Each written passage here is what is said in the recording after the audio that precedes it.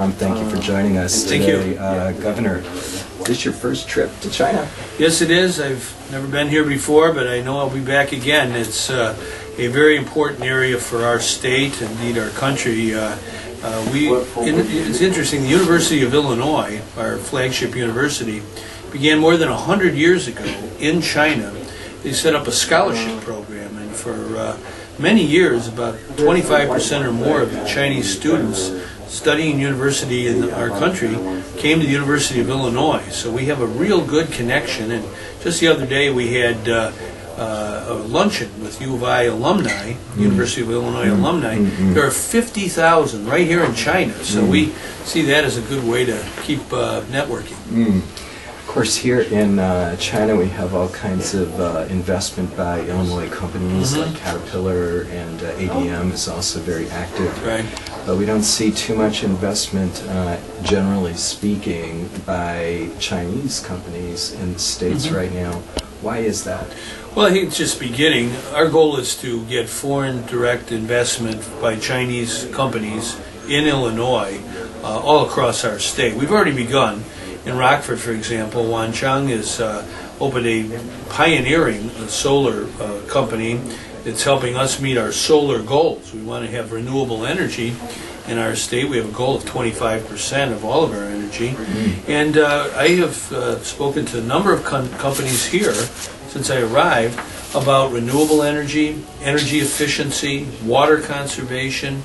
There's lots of interest, I think, by Chinese companies in the heartland, in Illinois.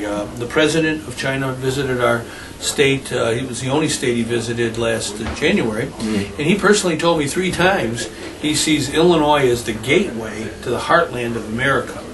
And we want to work on that. I got to visit the vice premier the other day, and he reiterated how important it is for states like Illinois, big states, to interact with Chinese businesses, the Chinese government, to really bring investment from China to our home state.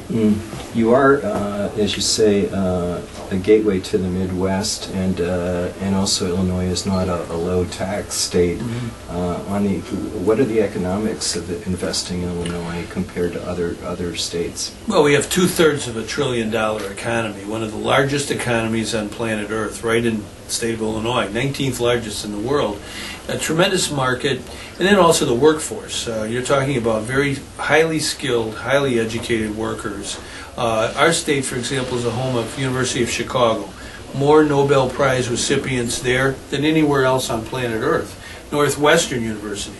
University of Illinois, when you talk about the internet, with all apologies to Al Gore, he didn't invent it. University of Illinois invented it. And I think we have the kind of ingredients for a great economy for anyone investing, particularly our transportation. That's our comparative advantage.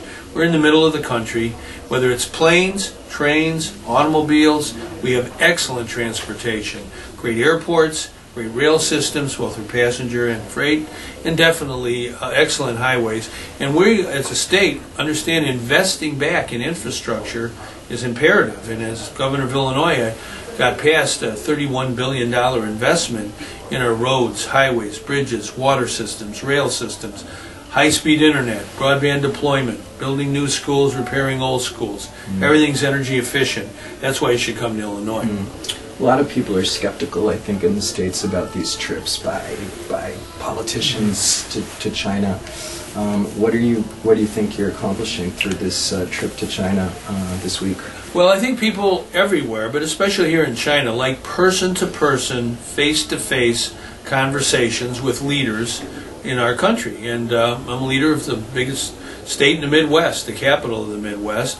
We have a sister river agreement that we signed today with the Hangpu River here in Shanghai. We are very involved with the 1,000 sister schools, the schools initiative to pair up schools of Illinois with schools here in China.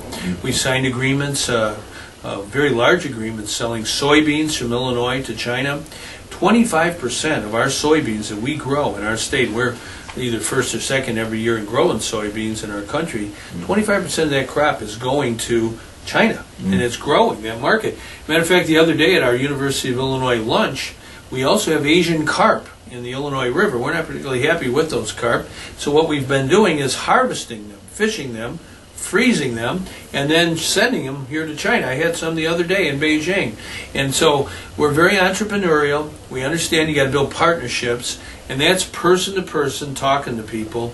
I got to be the exporter in chief for our state of Illinois. That's what a governor's got to do in the 21st century.